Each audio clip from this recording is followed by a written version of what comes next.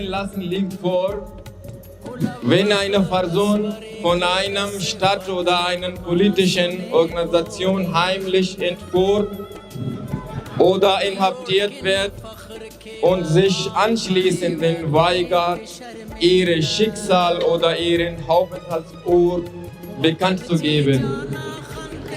Dadurch entzieht sich das Opfer dem Schutz des Gesetzes, was oft zu längeren Inhaftierungen, Foltern und manchmal außergerichtlichen Tötungen führt.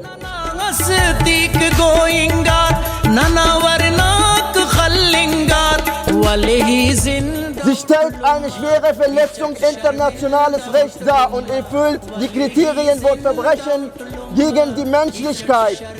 Die Stimmen, die Überlebenden und die betroffenen Familien enthüllen ein erschütterndes Bild. Willkürliche Verschleppungen, gefälschte Kampfhandlungen, Folter und Misshandlungen. Was in Baluchistan und Südaserbaidschan geschieht, ist keine innere Angelegenheit eines Staates. Es ist eine globale Frage der Menschenwürde, die niemanden von uns gleichgültig lassen darf.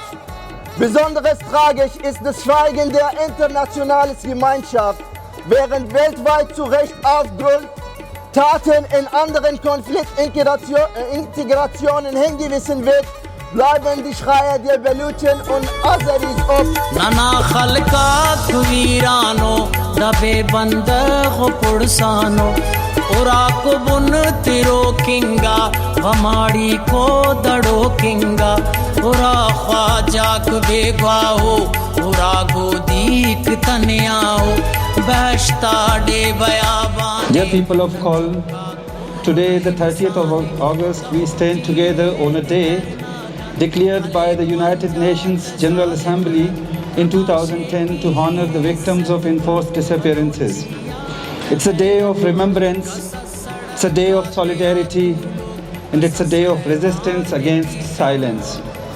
I come from Pakistani-occupied Baluchistan, a land that was first divided, then occupied by the brutal and undemocratic states of Pakistan and Iran.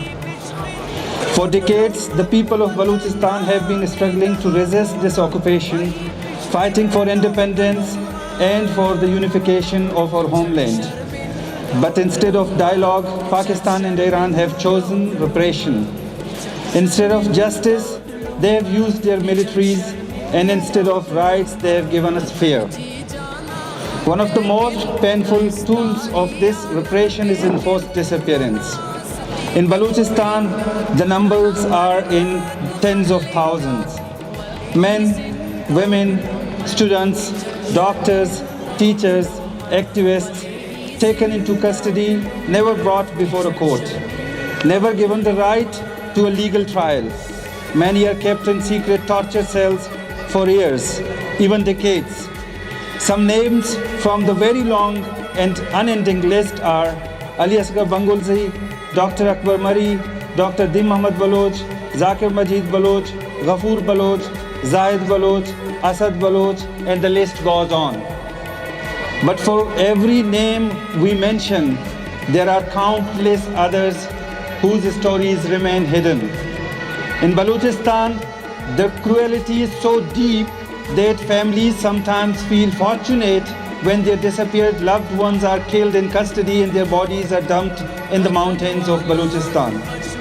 Because at least then they can bury them, at least then they have an answer. This practice does not only destroy individuals and families, it spreads terror throughout entire communities. It creates a climate of insecurity and fear, where everyone can be next. The silence, the uncertainty, the waiting, it's a torture of its own. But enforced disappearances is not only a Baloch tragedy, it's a global problem. From Latin America to the Middle East, from Asia to Europe, enforced disappearances have scared societies. Once a hallmark of military dictatorships, today they are used in civil conflicts and as tool of political repression against opponents, journalists and human rights defenders. Yet we stand here today not in silence, but in defiance. Because to remember is to resist. To speak out is to protect the truth from being buried. And to stand together is to show the world that enforced disappearances will never erase our demand for justice, freedom and dignity. जिंदा उठ लुम्मा ये चट शर्मिंदा उठ लुम्मा